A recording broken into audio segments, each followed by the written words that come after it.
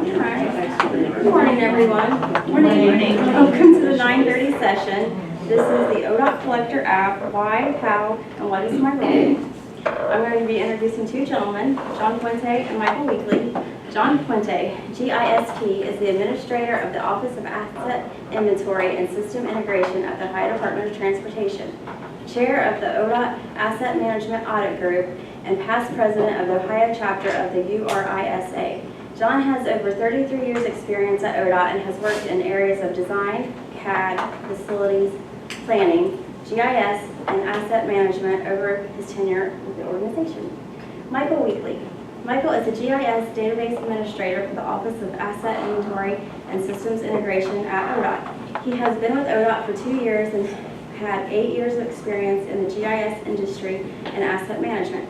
At ODOT, Michael is involved with the Collector Program, Transportation Asset Management Audit Group, and the Asset Management Leadership Team. He earned his BA in Geography with a minor in City and Regional Planning at The Ohio State University.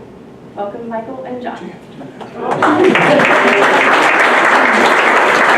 I didn't see his bio before we started. I'm a Michigan fan. I avoided that. All right. So as we discussed, or as it was introduced, what we're going to do is two things. So I'm going to teach you or tell you about ODOT and collection and asset management and how we implement it here at ODOT. And then the fun stuff is Mike's going to come up and actually show you the applications we developed as part of this process. Okay.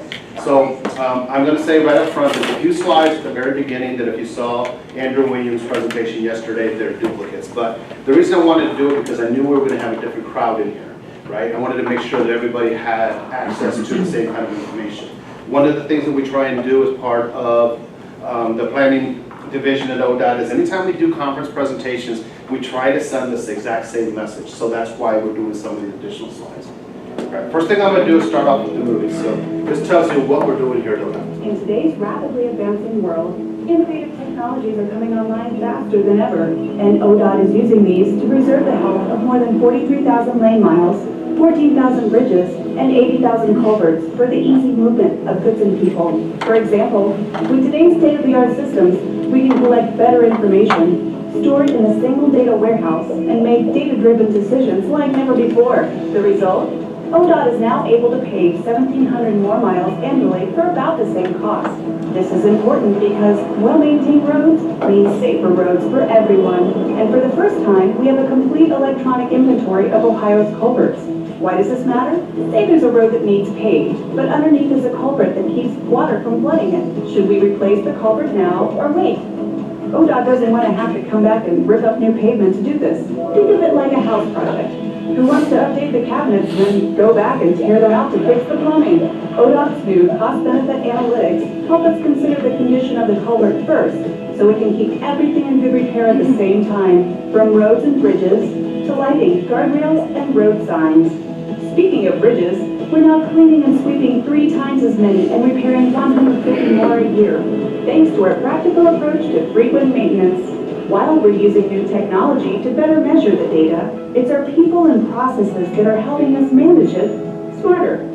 Hundreds of different planners, engineers, highway crews, and contractors across the state now continuously share the same data, work plans, and best practices to get repairs done. In 2015, ODOT projected this increased efficiency would save $300 million over 6 years. But now, we estimate nearly $400 million will be saved and go right back into maintenance. So even though operating budgets haven't increased, we're squeezing more out of each dollar, just like we promised. Thanks to our dedicated professionals, innovative processes, and advanced technology. But ODOT's not stopping here, because the future is coming, like new connected and autonomous cars that drive themselves, talk to each other, and to roadside sensors along the way. ODOT will be ready.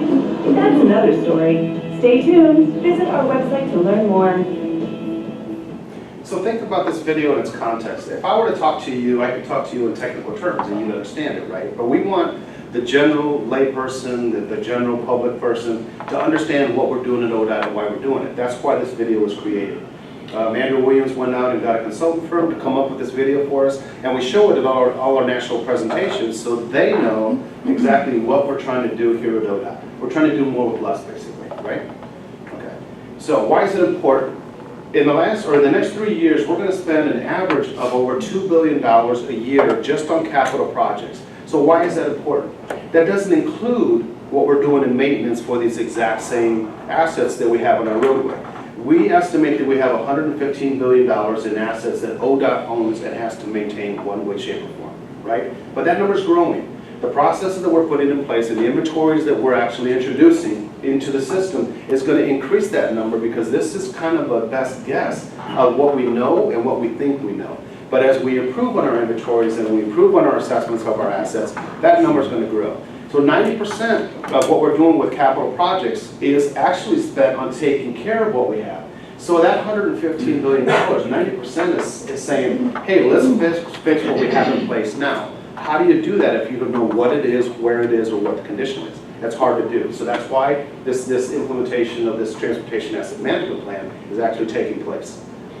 So why are we doing it? Basically, it's an FHWA requirement. We just had ours approved in April of this year by FHWA. This is our Transportation Asset Management Plan. The key person in this whole idea is Andrew Williams, who works in the office of, he's the administrator of the Office of Technical Services. It was his idea, way ahead of this requirement, to come up with a plan for ODOT to maintain and to also include all of their assets in some sort of process that was repeatable, right, and that was going to benefit the organization. So what's contained in this plan? There's a few things. Number one, it identifies what ODOT strategies are for preservation. The other thing is, it says, what are we going to do to set a goal, and how are we going to meet those goals in order to make this plan a valid effort. So what you can think about this in the process and the applications and everything else that Andrew has outlined is, this is what we're going to do. So what I'm going to talk about today is actually more granular. It's about how we're going to do it, just in one part, which is the collector application. Okay? As you heard in the video, the projected savings based on what that plan says and how we're implementing our asset management plan and how we're developing tools and applications allows us to save $400 million over 6 years. Now that's money that goes directly back to the districts, because that comes out of the district budgets. Now they can do more projects with the money that's saved because of this process and the repeatable efforts that we're putting forth in this. So we're driving down the road. Pretend you're up with your families, right? You got your GPS on. GPS says get in the right lane. You're going to turn right in 1.5 miles. That's what the normal person sees while they're out driving the road. But what do we see as ODOT? We see that we have in this picture, we have a number of different assets: bridges, overhead signs, highway lighting, pavement, the striping that's on the pavement, barriers, so on and so forth. Right? That's what we see. Those are all assets that we own. Those are all assets that we need to maintain. Those are all assets that we need to eventually replace. So we're looking at it as, oh, I know that at some point I need to assess this so I can either repair it, replace it, maintain it, construct it brand new, and definitely plan for the future in order to get this done. That's why it's important for us to understand what's between our right-of-way lines within ODOT's ownership. So there's 3 critical elements to what we do as far as the Transportation Asset Management Plan. It's the people, the processes, and the technology. And you as IT professionals are actually involved in every one of them. You have a role as a person in IT to help us to get done what we need to get done. You're part of the processes, and you'll see as I go through this presentation exactly where you fit in. And you're definitely part of the technology. Part of the things we ask of you as IT professionals is to help us to build the devices, the images, and maintain the tools that we're using in the districts at the county level, so on and so forth, the websites and everything else. Help us to help everybody else do their job better. So we can't do this without teamwork. You probably saw this if you attended Andrew's presentation yesterday. The first thing is we have the Asset Management Leadership Team, which consists of representatives from everywhere: central office, the districts, the counties, so on and so forth. They identify we have a need. Okay? Then we push it up to the TAM Council, which provides us guidance on how we're going to spend our money, our resources. How are we going to divvy up the personnel, the money that's available, and so on and so forth to make educated decisions. The Technology Council itself provides oversight to give that structure. So the Technology Council gets those ideas, they identify what needs to be done and what's prioritized for the state of Ohio. The biggest thing is they don't want things to be repeated and money to be spent for the exact same thing by multiple divisions or offices or districts or counties, whatever that may be. Let's say that I need a culvert inventory. I go out and I hire somebody to go out and collect something for me. I don't have any standards, I don't have any requirements, I do it. And then somebody else in another county does the exact same thing. If we don't follow the same standards, we're not getting the bang for the buck that we're looking for.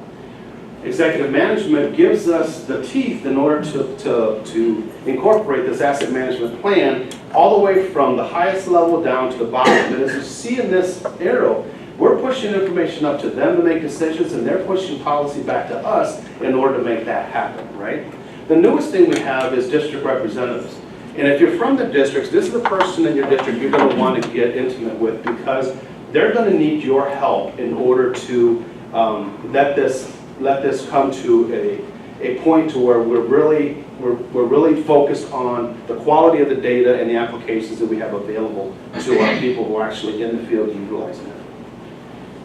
This is the 4 sections of that transportation asset management plan that we're talking about. You're actually involved as IT in a couple of those intimately. The TAM audit group, we have representatives, and I'll explain here in a minute, from IT both at the district level and at central office level. And the data governance group, which has just been formed and just been approved, you're going to be a big part of that too, okay? So that's something to understand. These are your roles and this is where you fit in. The communications group is actually a group that allows us to communicate exactly what we're doing, how we're doing it, to everybody at every level, right? The infrastructure group, that's basically what it says. We're talking about culverts, we're talking about the pavements, we're talking about the big 3 and the structures. This is our plan. By following this plan, we're able to create asset management plans, develop and improve our processes, which is part of what the TAM audit group does, put in standards, and that's an important part that I'll talk about here in a second, and provide oversight groups so we make sure that everything that we have set in place is followed, because in the end, we're going to have systems that actually talk to each other, and I'll get in more detail to that here in a second.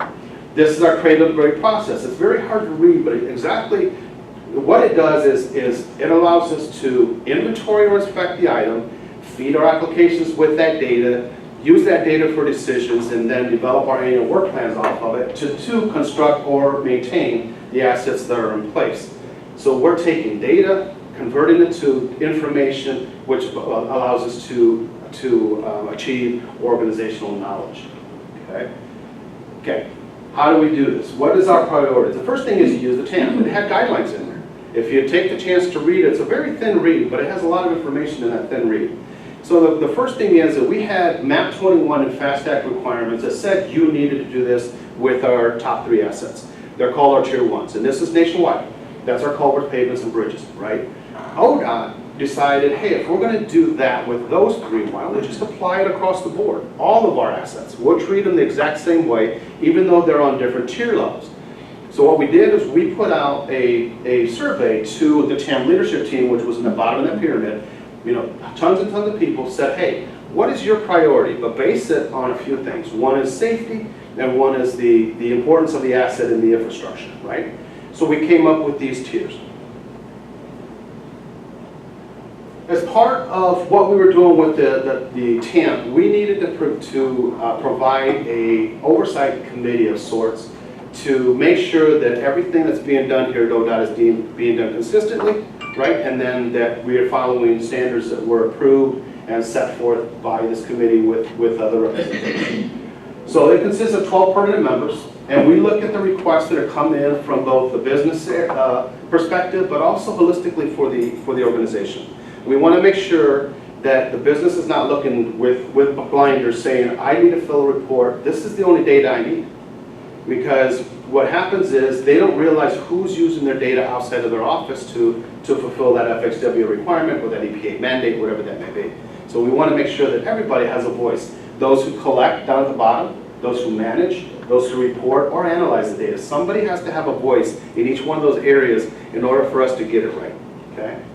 All right, some of the other things we do is as a TAM audit group, is we developed a set of enterprise database standards that I'll talk about here in just a second. And then we're also part of vendor selection committees to make sure that the vendor that's selected for any RFP or RFI that's put out on the streets knows exactly what we need to do to follow these standards and to maintain the integrity of the things that we're doing here at ODOT. Other things we do is we coordinate with what's called the data business owner. We will not move forward with a new asset unless somebody takes responsibility for it. That is going to be somebody at central office, either an office within a division or the division itself. Those people are identified, those people are part of the process, and those people have specific duties that they have to perform as part of this process, including developing user manuals, developing guidance, and that sort of thing. And I'll talk about that here too. The other thing we do is like I said, we contact subject matter experts at the district and county levels to get their opinions on everything that we're developing and the way that we're improving on their processes. Okay, two things that we will produce out of the TAM audit group process. The first one is the business requirements document. Okay, that's called a BRS in short. Okay. Part of that is what we're going to give as deliverables in each one of these sections. So a business may come to us and need only a web application. Another business may come to us and need every one of those. So you can have one or two or any combination or all of these deliverables. Michael's going to show you when I get done here some examples of the applications that we developed. This is all done in-house, okay? One of the cool things is that we don't have to go to IT in order for them to develop it for us, because we have the expertise within our division, the Division of Planning, and Special Tech Services, to do this application development. And because it's repeatable, the Tech Council has given us the freedom to say, we went through the very first time, showed them what we could do, how we could do it, then it was approved. So every asset we bring through now is not considered a new project, it's considered maintenance on the current application, which is a great way to look at this. It gave us a lot of freedom to get a lot of things done at a very quick and consistent manner. Okay. These are the deliverables. So we can have a web editing tool, an executive dashboard. Mike's going to show all examples of those. Reports that we can make for you, or that you can make yourself based off of the data that you have. We have a data model which explains what is happening, what the database looks like, what the domains are, and it's in kind of like layman terms. It says, you say that this is a culvert, okay? This is the domains. It's either a type this, or this. That's what it is. It's very easy to follow. Then we have an asset lifecycle diagram that I'll talk about here in a second that shows and explains handoffs for the asset from the time it's introduced into inventory to the time it's retired years and years later, okay? The next one is a new one. We're going to provide a GQL model for all of the collector data sets in one GQL. So what you'll see is the consistency of the database design based off of what I'm going to talk about here in a second, that allows users to go out there and hit the data that's the source data, and that's the key, and I'll talk about that too. Second thing we provide is a technical requirement specification document. That's basically the guide that Tony and his group needs in order to build the applications Michael's going to show you here in a second. Okay? That's the step-by-step. This person or this functionality needs to be on this, they say a web editing tool or that handheld application, and these are the kind of permissions that are going to be allowed for that type of user, which is also standard. And it helps them to develop that application based off of that document. Everything we have here at ODOT is locationally based, right? If you say, where is District 7, what do? You look up the address, right? It's a location. It's a simple location, but it's a location. The way we look at it is we look at it as an XY. Where is it on the Earth's surface? That's what we look at. So if you think about driving down the road with your car and you call up Google Maps, you say, where's the nearest McDonald's? And it tells you, and you say, direct me there. And it gives you point by point, right? That's called GIS, Geographical Information System. That's the data that says it's in this direction, it's this far, it's going to take you this long to get there. That's the information. The GPS is the actual location of the thing that you're looking for. Okay? That's Global Positioning System. That's the location on the Earth's surface of where that asset actually is that you're looking for. We look at it the same way. But what we do is everything we do here at ODOT and all of the reporting that we do back to FHWA, back to EPA, whatever that is based off of our linear referencing system. Think of that as your road network. Okay? So we take that XY, says here's where that asset is, whether it's a point or it's a linear event, which could be, let's say, a ditch. Okay? A ditch is a line, basically. So we say here's where it's at on the Earth's surface, here's where it matches up to the closest river, the closest route. What we do is we don't have the user identify that I'm on this route, I'm at this mile marker, I'm at this, I'm at this. We say, just collect the point, just collect the line. We do all that for them on the back. That's done nightly for them. So they don't have to do that. What happens there? It applies consistency to everything that we're doing based off of location, right? Because we're producing all this information for them and they don't have to do it. Which is, you'll see when, in Mike's demonstration, how important that is for the user experience when they're out in the field. If all I got to do is collect a point and walk away and fill out my information and walk away, that's great because now I have all of these fields, I don't have to fill out, it's informal. I don't have to do that. All based off of our linear reference system. This is our process. This is the TAM audit group process, which consists of 4 stages and 1 set of results. Okay, so we'll go over this. The first one is asset overview. This is, like I said, where we identify the business owner and we identify, why they need what they need. Detail. That's what we're looking for. What is the reason that you need this asset collected? What is it? We want a business need for everything that they're doing. We don't want to collect data just to collect data because it'll sit there and never be used. We want them to identify, hey, we need to collect this type of data because we need this type of result. So the way we ask them to look at it in the first couple of meetings, we do some brainstorming. So what exactly do you want to see? Do you want to see a map? Do you want to see a report? Do you want to see graphs? Do you want to see numbers? What do you want to see? And then we work backwards to collect the information we need to get that final product. Right?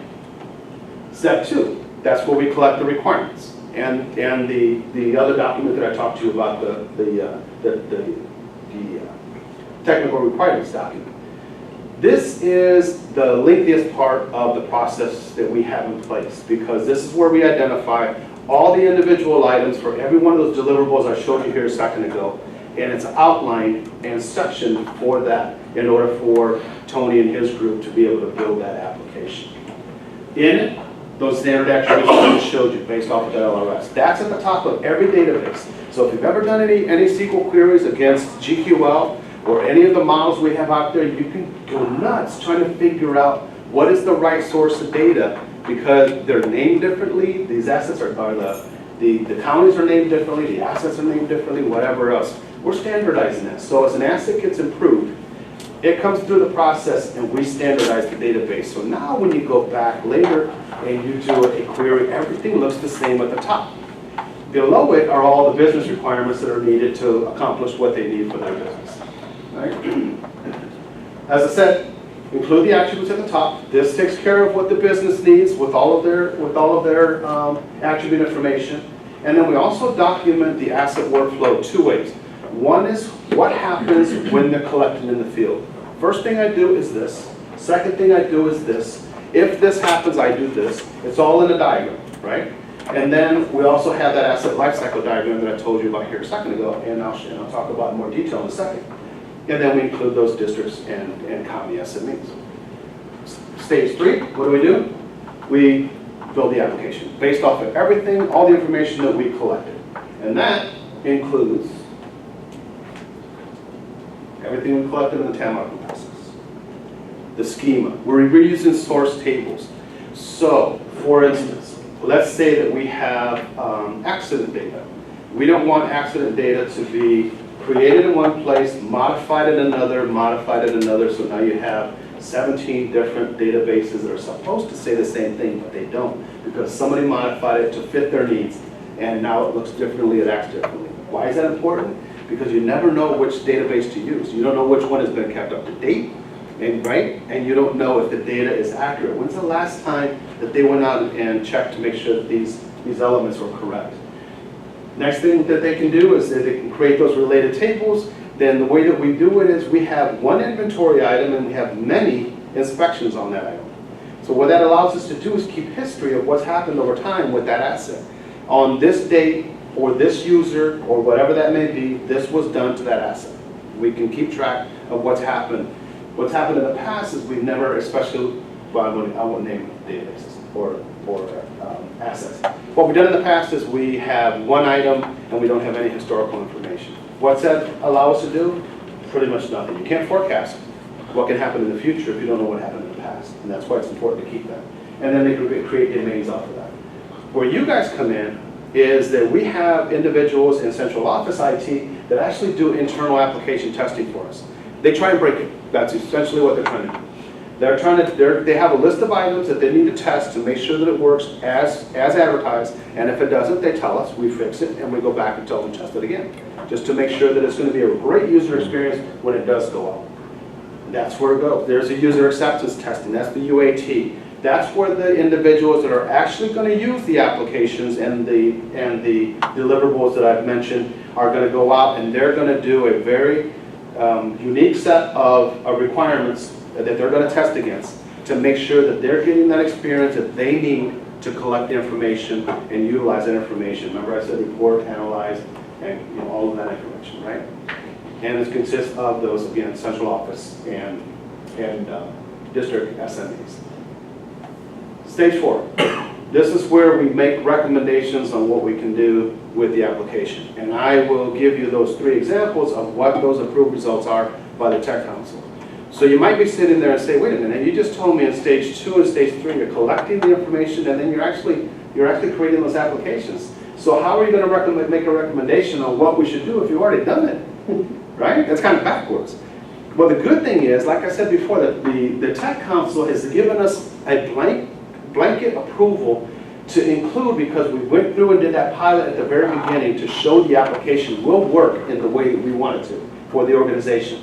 So they're saying if you're bringing a new asset in, take it to the TAM audit group, have them develop the requirements, take it to Tony's group, have them develop the application, it's okay. We don't have to go back to them anymore.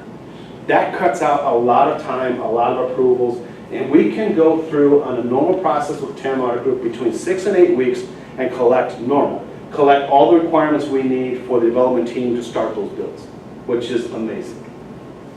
Again, going back to this whole workflow, what I've talked about are the 4 stages within that workflow. What I haven't talked about are the approved deliverables. Those approved deliverables are number 1.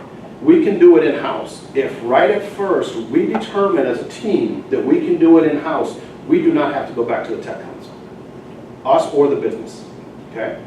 Now, 2 ways that projects get to us. They either come to me directly and the team, or they go to the Tech Council. The Tech Council realizes an asset or an event on an asset and says, go to my team. And that's what we do. So it's either approved and we know we can do it in-house. The second thing is, if not, then we're going to build, or we're going to look for, a commercial off-the-shelf system that meets requirements. And if we can't do that, then we advertise for an RFI or RFP. So what's the importance of what we did in step 2 and step 3? It's this. Look at the yellow. This identifies what I talked about, what happened in each one of those stages, okay? No matter which deliverable we're looking at, down at the bottom, we've already developed the requirements up in stage 2, right? So if we can't build it in-house, we can advertise and know specifically what the vendors have to provide to us because those requirements are already built. We don't have to bring them in and say, hey, figure out what we need. We know what we need as an organization. Our vendors don't, our consultants don't, our contractors don't. They may have an idea and they may say, oh, we can do this, but we give them those set of requirements to say, this must or shall be done. It's already built. That's the good thing. What's our benefits? There's a number of realized benefits. Communications is one of them, between all of those different areas. That's a really good one. The other part is that it's an improved effort in our project planning, our estimating, and our decision making because we have quality data. If you look at this graphic right here, this is the life cycle of an asset, and I'll show you in our life cycle diagram how that comes into fruition. So the first thing is we plan for it, we design it, we construct it, we maintain it, and then this information from the maintenance is used to plan for it again. So it comes full circle. Right? And you're part of that. As an individual that works in IT, either in central office or the districts, you're a major part of that, and I'll show you why. Your primary contact in the districts is going to be a district TAM coordinator. They have a specific role at the district, and it's basically a communication and access as a liaison. Each one of the districts has one. Okay, so, and I'll provide that information to a spreadsheet that shows you who that is in your district. And if you work in central office, you'll at least have an idea of who's responsible for what throughout the organization. We've never had that before, right? If you say, hey, who's in charge of structures? I don't know. Where do we check? I don't know. This document tells you that. The document and the website I'm going to point you to actually does that. By implementing the district channel coordinators in each one of the districts, it provides consistency across the districts because we're providing the same message to everybody. They're gathering the feedback and bringing it back to us from the district so we understand what they need and we understand what we have to provide them. They help us to support work plan development. This is where that capital budget comes into place because they take into consideration both maintenance projects and capital projects. That's where all that comes into play. And then they help to monitor our assets through the life of the asset. That transportation asset management plan, how do they fit into this? We developed a work plan for the TAM audit, or the TAM coordinators.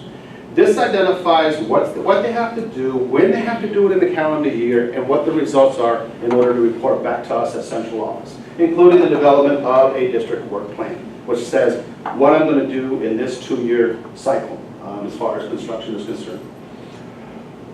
Here's that asset life cycle diagram that I was telling you about. The divisions within the districts and within central office were very siloed. And they did their part and never identified who was next to do something with that asset, right? So let's follow through. An asset can be introduced into our inventory in 2 ways. One of them is through operations, and the other one is through capital projects. So the first one is operations. It's kind of self-encapsulated. So they decide that they need something.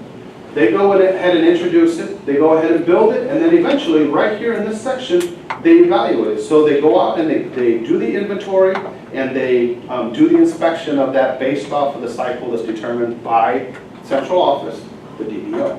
Okay? That DVO is key. And here's where you identify that central office DVO for that particular asset. So every one of our assets has one of these diagrams. Every one of these diagrams is in our user manuals. So as a user, whether you're new or experienced, you can go to the user manual and know exactly who's responsible for that asset at any one point. And that's a good thing. Capital projects. That consists of 3 phases. You plan for it, you design it, or engineer it, and you construct it. Okay? Throughout the process, whether if you're planning for it and you go to design, you're either doing it in-house or you're doing it with a consultant. But either way, you know who's responsible at what point and what they're responsible for with this diagram. And when you eventually design it and then build it, you see this last bubble here goes right back up to here because after it's built, somebody has to inventory it, somebody has to inspect it. Okay? Then it goes through that process again. Think about that circle I showed you a minute ago in that diagram. Planning, engineering, right? Construction, maintenance. It's doing that full circle. But this identifies who in that process is responsible at any one time, including communication pieces, which is very good. One of the things that we had discussed with districts was we don't know when we're supposed to be responsible for the asset. This identifies that and allows them to do it. So your part as IT, you guys are our frontline defense.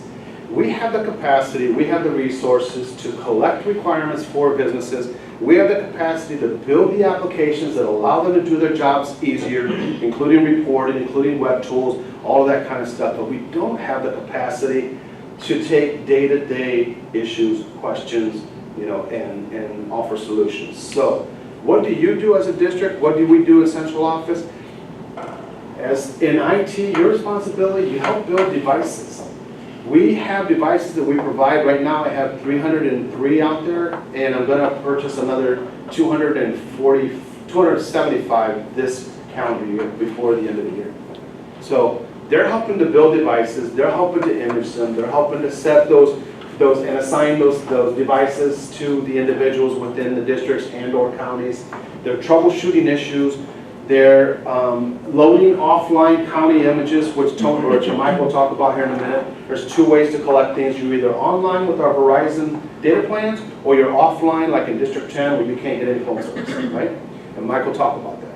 And then anybody that's in IT in the district is also acting as a liaison to that District 10 coordinator, so they know what's happening, what can be fixed, what the issues are, and then they can troubleshoot that themselves without having to come to central office to say, hey, we have an issue. Because they're going to have the expertise to be able to do a lot of that in the district. And the last thing for IT is you'll be asked to do a lot of ad hoc reporting. We have standard reports that we do produce as part of this application and part of this process. However, everybody has a different taste for what they need. But as long as the data's there, we can create that. So you'll be asked to do ad hoc reporting. If we develop, and we are, a new GQL model for all the collector applications, then you can go directly to that GQL model and you can create those reports for your users. It's going to be very simple for you to do. All right? So what's next? There's a lot of things happening right now. We have things that are in place and we have things that we're going to improve on. Now we're in our infancy in what we're doing, but we've done a lot already. The state of Ohio is a front runner in asset management, and if you go to any conference, you'll hear that after our presentations are done. They realize what we do, how we've done it, and they realize that we're light years ahead of what others are doing. What's next for us? We want to make things easier for our users. So some of the things we're considering is automation. One is CAD to GIS, the other one is survey to GIS. So you saw those steps in that last diagram of the handoffs.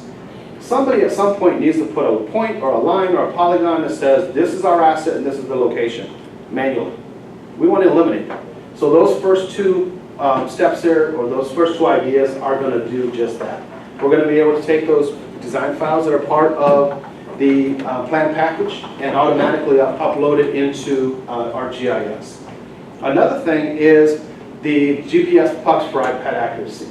We had a demonstration that was done where we could improve on our accuracy by purchasing a puck that will connect with your device and it provides better accuracy for you.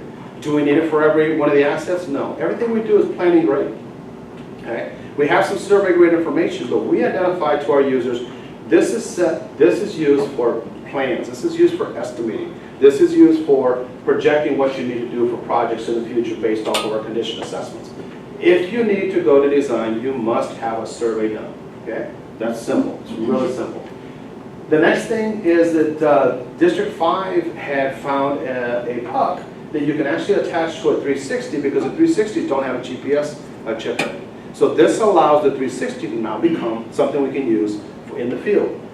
Recommendations, don't use it for every day.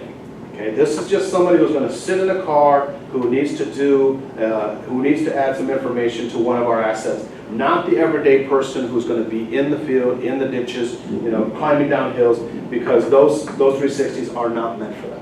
They're not ruggedized. And then the last thing is there's more. There's an offer from the vendor that came in and did our presentation for what's called RTX, which offers basically a service to give you much better locational information and accuracy without having cell phone service. And there's a lot more to come. So what we're trying to do is at the bottom, provide better tools and better processes for our users. So we're looking forward while still trying to build applications for the assets that are required by ODOT. So let's look at a quick, I just got a couple slides up. A quick look of where we've been and where we're going. So in the past, we've had data silos. You never knew where the correct source data was. Never knew. Because I would have to call from the district and say, hey, Dave Blackstone, where can I get the most current information on this? And he'd be like, well, I think it might be this. Well, I think it might be isn't sufficient for what we're trying to do. If we're trying to base our projects, our estimates, our planning off of I think, then we're in a bad spot, right? There was no standards for any of our databases. That's key. That's why we implemented the CHAM Audit Group standard attributes. There were no collection devices. The way that they collected information before was basically we went out field, we identified with a DMI in our truck that's, oh, we think we're at this mile marker, it's this far off the road. Then we went back and estimated off of that. And it was definitely no integration. Now, being that you're in IT, you might think, oh, wait a minute, yes there is. Yes there is. But if you think about it, it's not true integration because we had to massage, we had to reconfigure, we had to do a lot of work on the back end to get systems to talk. That's not integration, right? That's a patch. That's what that is. So where are we now? Our systems are beginning to work together. The information that we're using that we're collecting is being used in EIMS now. Culverts came out yesterday. You're going to be able to select a culvert with its unique ID based off of what we collected and we created, and then it's going to populate all of the locational information into your work card in EIMS. We're utilizing information from Ellis. Ellis is consuming stuff from us, we're consuming stuff from them. If somebody populates a PID, we're able to put in that PIN information into the database record so you don't have to repeat it. You don't have to fat finger it. You don't have to put any information in yourself. If we have a source, we're gonna push data back and forth. If you're familiar with EIMS, that was one of the biggest downfalls of that, is it never communicated. Even within its own system, it was modularized. It did not communicate with itself. So we're gonna introduce a new EIMS product that allows us to do all of that. And the way that we're building these applications, we can do that now. We've applied standards, that's great. We now identify a single source of data, like I said, and we're using one source and distributing it everywhere it needs to be. And now there's true integration happening. Is it gonna happen with every asset right now? No, because as they're introduced, we're gonna improve on that and provide this integration. Right now, not everything is integrated. In the future, we will have that. And that's gonna make your job easier as far as what we're collecting out in the field and how we're using it, right? So, everybody in this room, you are a vital part to the success of asset management at ODOT. Like I said, the better decision, or the better data we have, the better decisions that we can make. That's our Tim's model, right? You are the people that are involved in this. You are part of the process, and you are definitely part of the technology. You're helping us to help our customers. And that's basically what we all are. We're self-serving our customers, both in IT, in the Division of Planning, both in my office and in tech services. That's what we're meant to do. And I want to thank you personally for everything that you guys have done and everything you're going to do in the future as part of this asset management process. Because you saw those things that are coming, right? It's going to involve you in the districts and central office more and more as we improve on these processes and develop new ways to do things. We're trying to make their job easier and then make your job easier at the same time. Right? You won't have to do all that troubleshooting. If we can fix things on the front end, your job is easier on the back end. We're trying to give you that time that you have so valuable, that you deem so valuable back to you. Okay? I want to thank you, everybody, for attending today. What I'm going to do now is I'm going to turn it over to Michael. Michael's going to hook up with his iPad and his laptop. He's going to show you some of those deliverables that I was talking about. This is the cool part. You're going to experience what they see in the field, what you can do in the office, and then what the executive staff will see with the executive dashboard. Okay? So, Michael.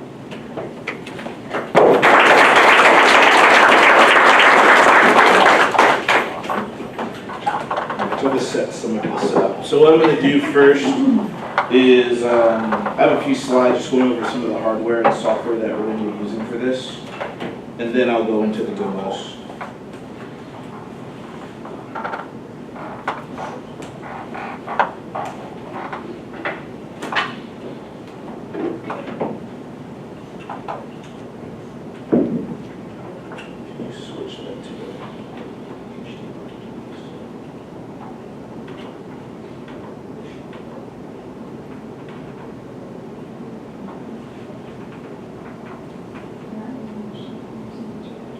Oh, is that on plugged in yet?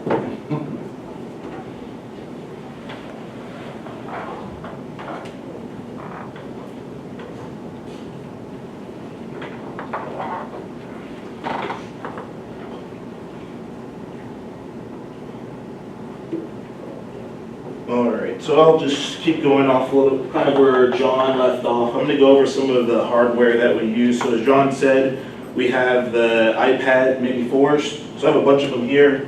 I'm going to actually be using this in my presentation today. So our iPad Mini 4s, as John said, we have about 300 of them deployed. We're looking to deploy about 200 more.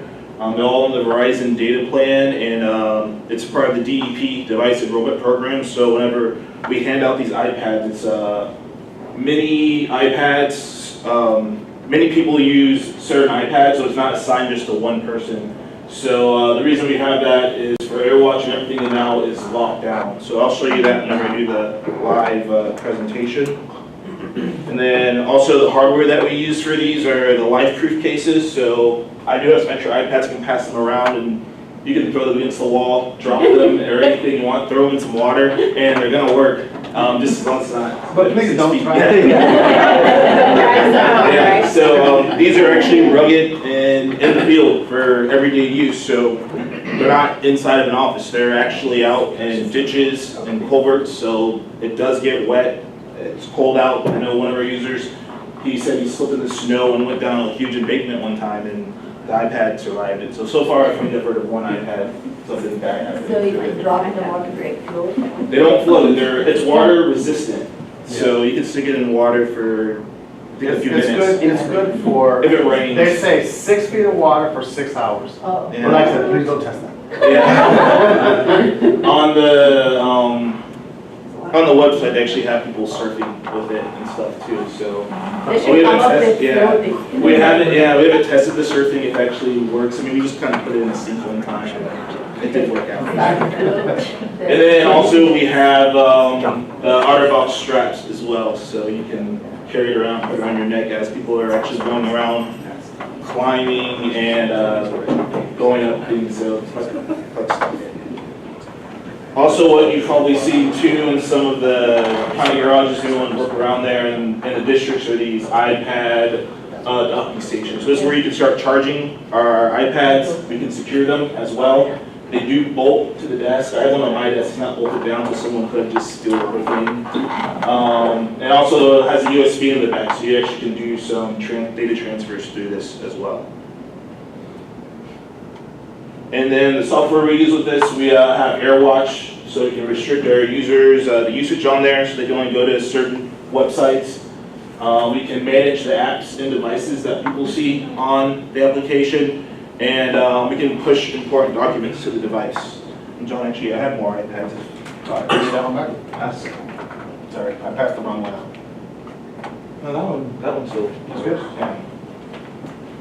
So at the end, Mike's going to show you how to log on. Some of those And don't you have a our, thing open, okay? You can just pass them out. Yeah, if there's time at the end, you can play around with iPads, but, you know. Can we keep them? So Mike's going to show you how to use it. So you can't keep them, well, we can try to keep them, because we have AirWatch. We actually we have location on all the iPads, and we will find it where it is, so. We've actually already had one iPad go missing, and we had to go find it, and we had some pings on it, and we had to get it, and we got it. Down in front. All right, so some of you that work for the districts, you probably have loaded some of the Basemaps on there. So with that, we have iTunes on our computer. With iTunes, we do some offline map recoveries. So I'm gonna go a little further into the online maps versus offline. But if you plug their iPad in there, it has all of our offline maps. This is also how we put our district base maps on there as well. So speaking of the base maps, this is what our base maps look like. I'll show you whenever the iPad on. So we actually have the culverts on, the dots by the background. We actually have our routes symbolized on there by interstate route, state route, and then we have our county boundaries and our district boundaries. So actually every iPad, one of the reasons why these are 128 gigabytes is because these TPK files, I think our largest one's 10, and I think it's about 110 gigabytes. So we actually have that loaded on every one of these iPads because even though we have these Verizon data plans, when you're in District 9, 5, 10, and 11, they actually need they don't have Verizon. So whenever you don't have that Verizon connectivity, you can go offline and still use our base map as well. So John already had a slide on this with our 4 deliverables that we use with the collector team is the collector application itself, it's a location-based mobile application, a web application, so it's our desktop application for our subject matter experts and our 10 coordinators. We have reports, which are basically automated spreadsheets for managers to QC fieldwork, and then we have dashboard. It's a high-level look for executive management to look at the data. So first, I'm going to go over the collector app. So our main uses for the collector app are going to be our field workers, so highway technicians, some of our subject matter experts, and then recently we've been using a lot of interns. And I say our interns, I think in District 6, 10, and I think in 2 right now, they're absolutely killing it out there collecting all this information. So interns, when you put this technology in their hands, they get it really fast and they start using it right away. So if you can switch back over to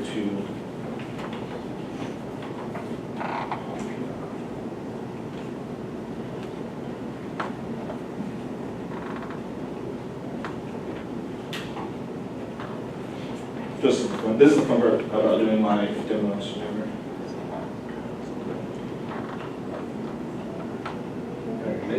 go. So here are some maps that I have loaded in here. So this is going to be the user experience when you sign in. So right now we have some dev maps, which are development applications, and we have actually production maps on here. And I'm actually going to go to a production map right now. So I'm going to go do some, let's do sign and support inventory. So once you go in there, there's actually just a quick sign-in process for this.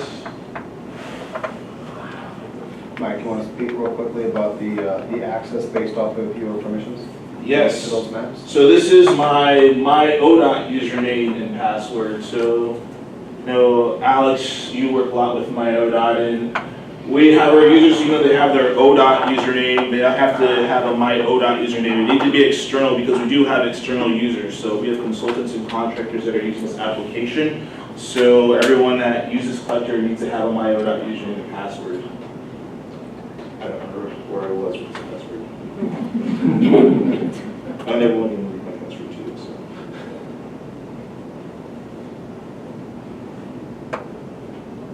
So this particular app that I'm going into right now is our sign and support application. So originally it started out as we had to put all the signs in the state.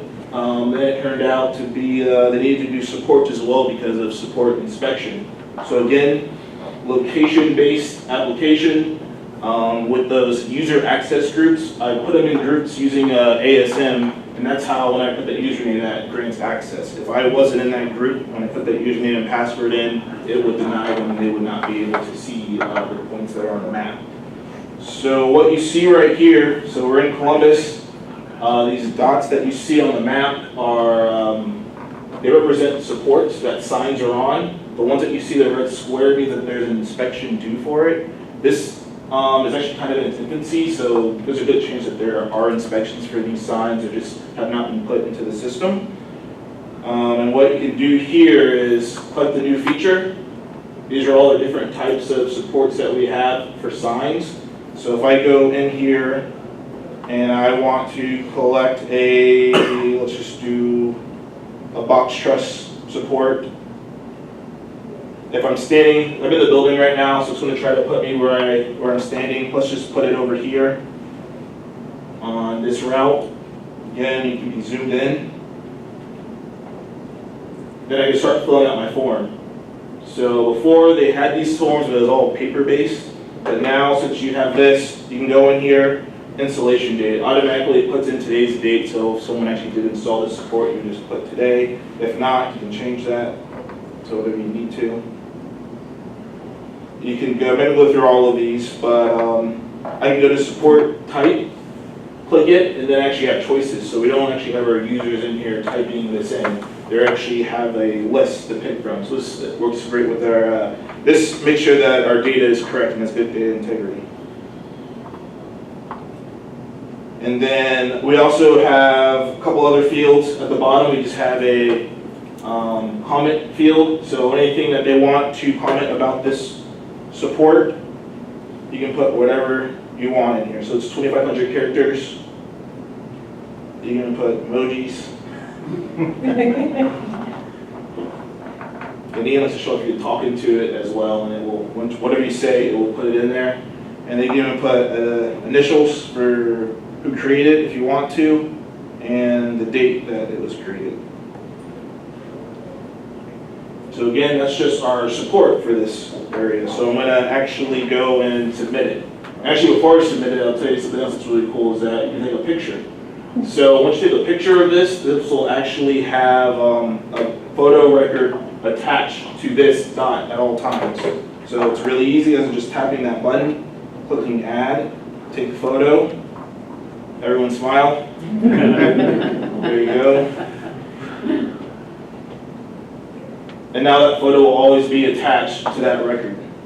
So if I submit that.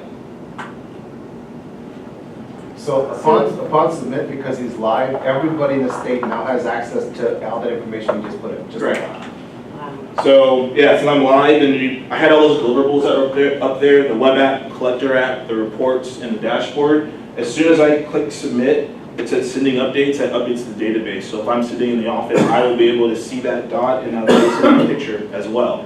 And anyone else, so someone else might have the iPad and could be across the state, they'll be able to see this picture as well. So now I can go here, and remember what John was talking about, the standard attributes?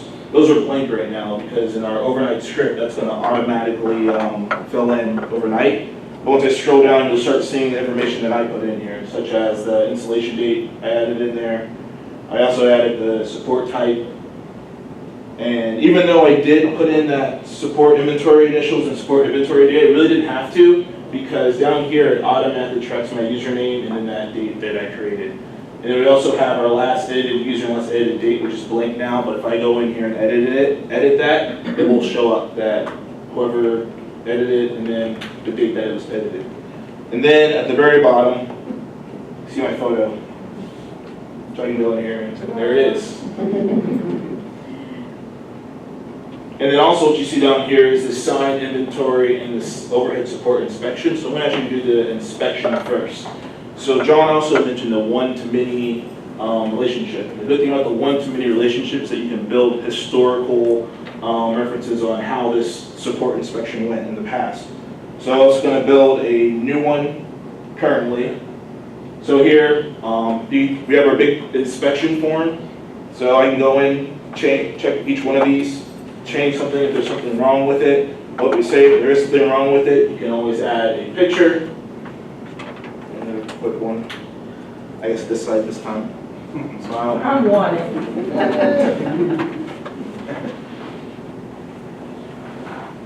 Put that in here, put my inspection date. So just for this, we'll say that this one came a while ago.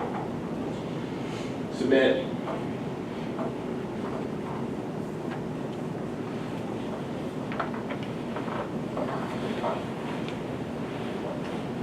And then just for this, I'm going to do another one right now.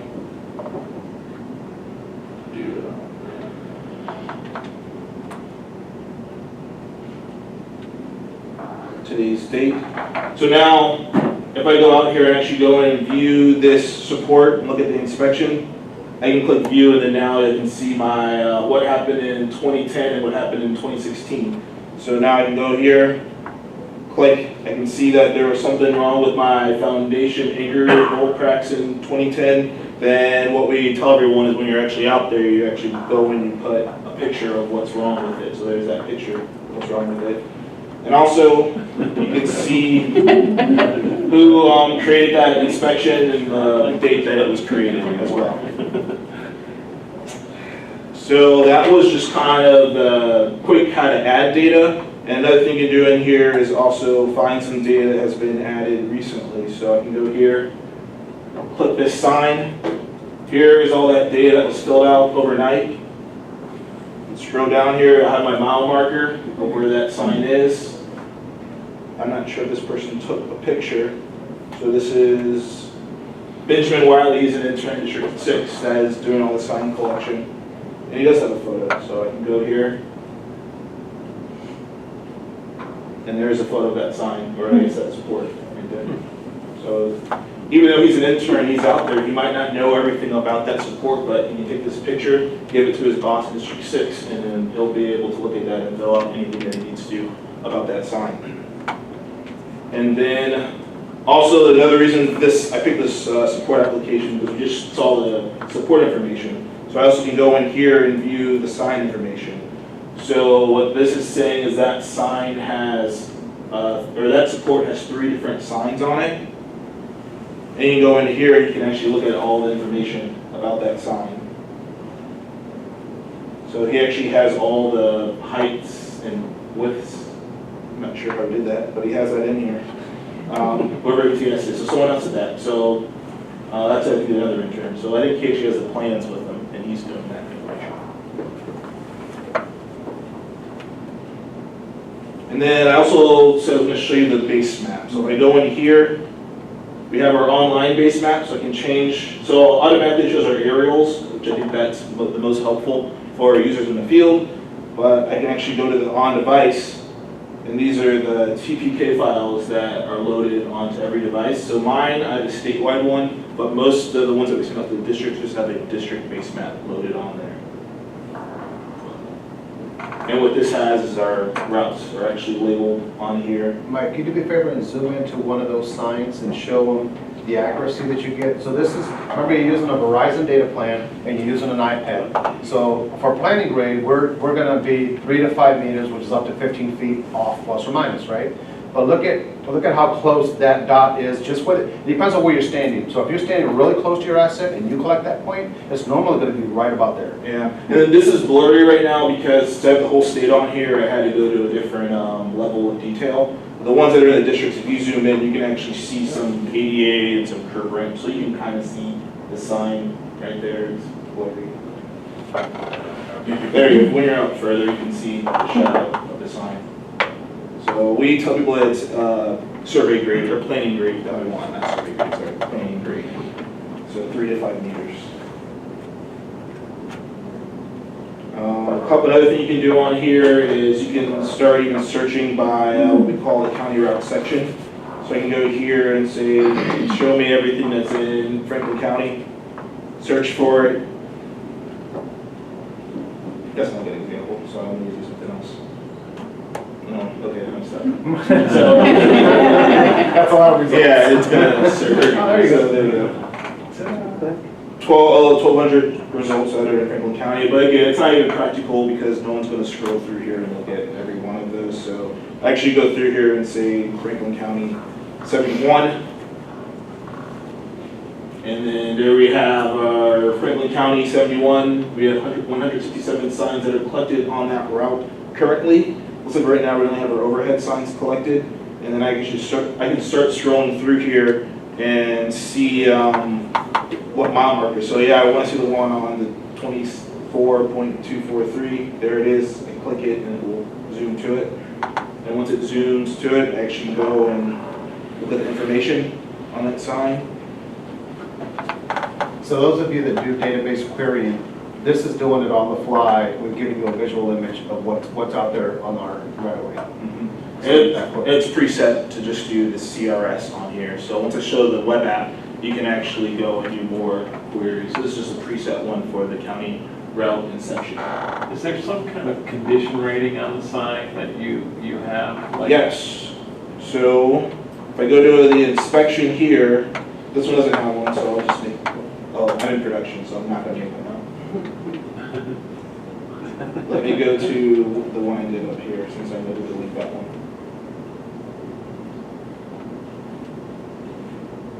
So in the process that John was talking about when we meet with the business owner, that's when we decide on what type of rating systems that we're going to have. So Culver's they already had a rating system.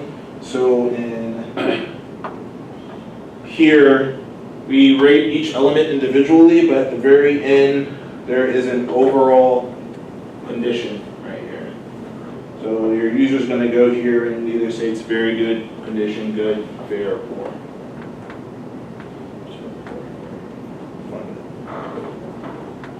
Now, those ratings that we're talking about for those assessments are individual to the asset itself. So Culver's has a 0 through 9 that they use for both inventory and inspection. This one has just those 5 categories. So it all depends on what the data business owner needs for their business, for their process.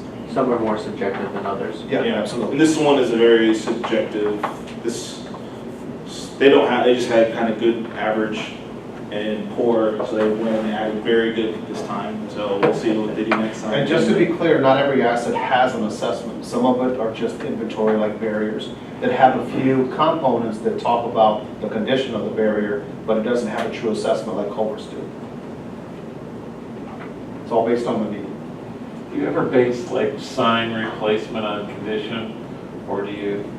No, so what they do right now is every 15 years they do a systematic sign replacement. So they go out and they replace all the signs at once instead of doing reflectivity to identify which ones. So instead of replacing 7, they replace them all. And it's just something that they've adopted as a standard. Now, the reason that we're collecting the sign inventory is, number one, is that every 5 years we have to do an inspection on overhead sign supports. But what we did was, since some of the districts were wanting to do ground-mounted signs, we added that feature into this application, so everything is standard for anybody who wants to collect ground-mounted, even though that portion is not mandated for collection. Some districts wanted to do it, so we created the application that allowed them to do both within the same application, and it looks like it's seamless to them. Because what they had in common were the signs. So the signs are that relation. What I just did there is put a comment for me to remind myself to delete this. I'm in production. So normally I do this in dev, but since I'm not on the ODOT network, I can't reach our dev applications. Any questions on this collector application? As just a quick overview of on the iPad. So when the user is filling out a form, how would he or she know if it is required? Because I don't see any answer. So currently there are no required fields. But what we do on some of our applications, like our culvert one, it actually says R dash, and then the R means it's a required field. We also give out manuals to everyone, so the manual will have in the, these are required fields. And another thing that we're kind of experimenting right now is just in the neat name, just writing either required or put a star there as well. That's how the user would know. So as part of the application limitations, it has required fields that are built in, but it still lets you submit without having that required field filled out. That's a limitation of this version, but they're upgrading, hopefully they'll take care of The that. new one, there's supposed to be required fields in there. Are there going to be smart forms in the new application too? So they say it's good to have smart logic or smart forms, but we don't know exactly what that means. Is they Esri? Esri is they. We always call them they? Yes. They told me to do something good for us, don't they? Those guys for they? Yeah. The mothership. Yeah, so what I have here, I'm on online mode, so I can access anything in the state. Oh yeah, so sorry, I have my offline Basemap, that's why. But if I want to, I can make some bad choices. I can put a sign down here in South America or something like that. So I'm not going to go through the whole offline mode, but what I can do is download an area. So if I know that I'm going to be working in Franklin, I know that is Franklin County, I would just download this county information. It would download all of these points offline. Then I have the exact same user experience I just had, but at the end of the day, there's a sync process where I sync it back to the database. So we have users that have to use that every day. So it's not live. It's at the end of the day when they sync it up whenever they have good Wi-Fi. But again, as soon as they do the sync and it submits, the record is available to everybody statewide. And it updates all the other databases and the deliverables like the web app he's going to talk about in the dashboard. Yes. 5 minutes. Oh. All right.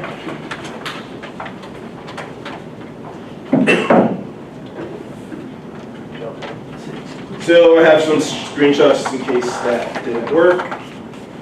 So I'm just going to go straight into the. You can keep it on everything else on the computer.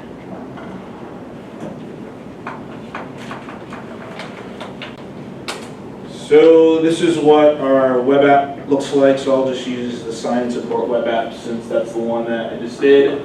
So you can go in here, here's all of our signs that have been collected so far in the state. Not every district or county has started collecting their signs. So what I will do here now is I can use these tools at the bottom to start searching for the sign I just did. So right now I'm going to use our query widget. Or with this query widget, I can go in here and search for, I want to find any support that was created by Weekly, which is myself. I can put a date in here, so that was created today. And now this should zoom into the one that I did. There we go, zooms in. And then I actually can go here, so I'm on my laptop, a different application, and I can click here and you'll see my form that I filled out.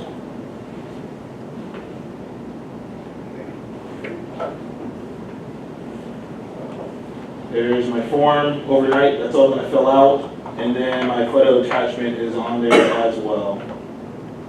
And then it also has you know, that I created and the date that it was created.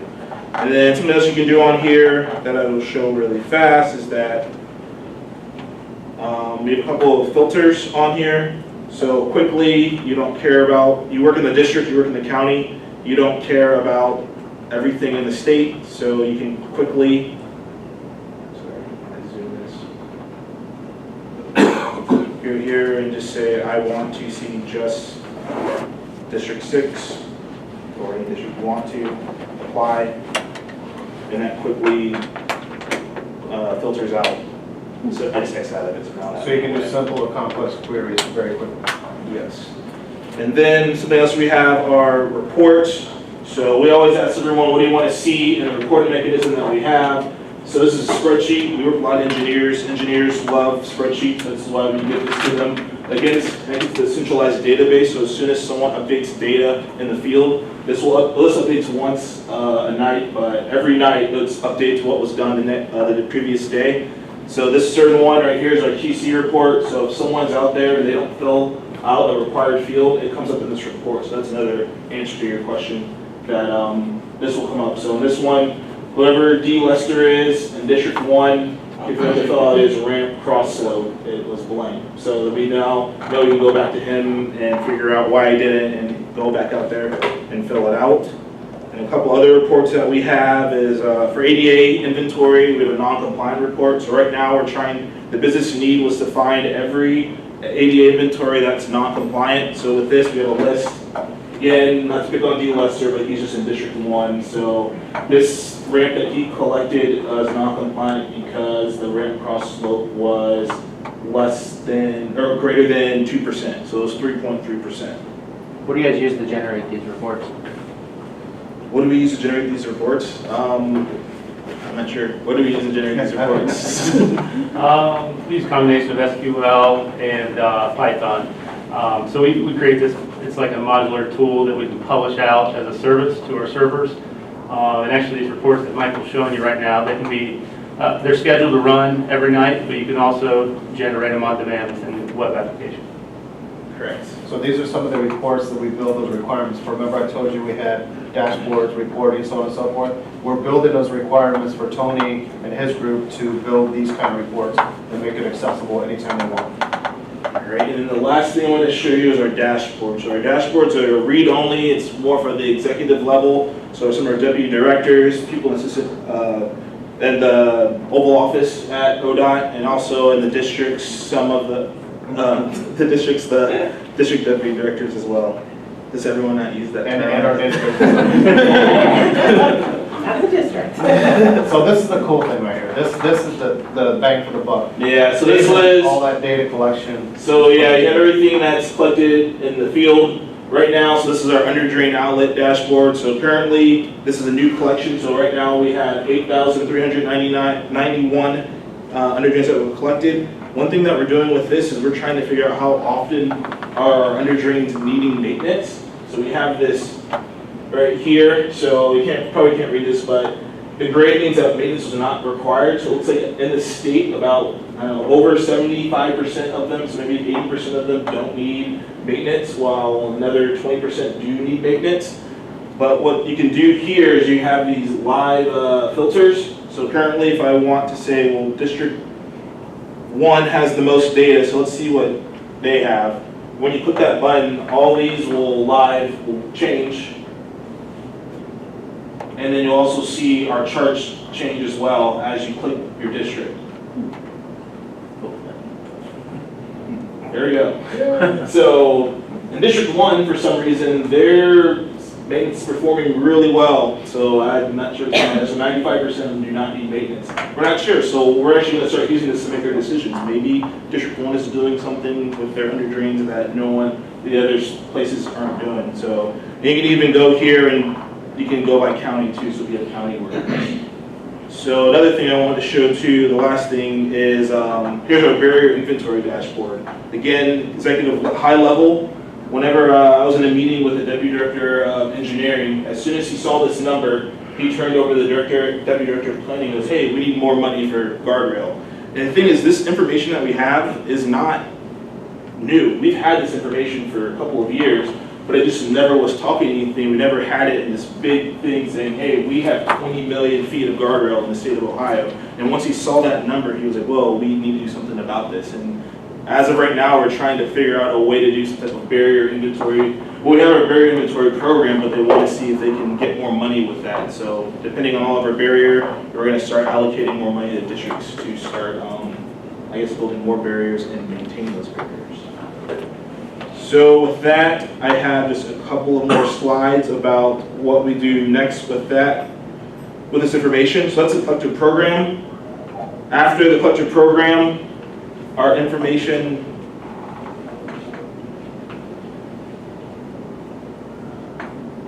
is published to TIMS. So people will actually collect this information. This is where it goes to TIMS. This is this is the external application TIMS and the screenshot of it. And then also, this was taken from Stephen Hale's presentation. It's going to start doing the TAM-DST, which is coming soon. So I'm not going to read this word for word, but this is what TAM-DST is going to do. This is a preview of what it's going to look like.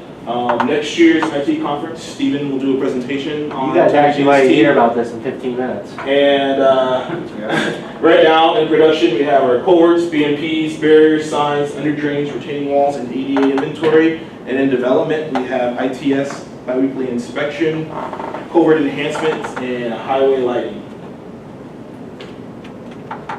And that's all I have. Is there any questions? I think it's out of time. And there's my contact information. You start over.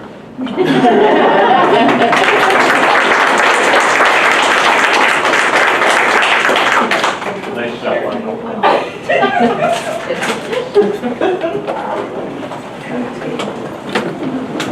Good job, Mike. Oh, yeah. I've had some. Yeah. So I've had back.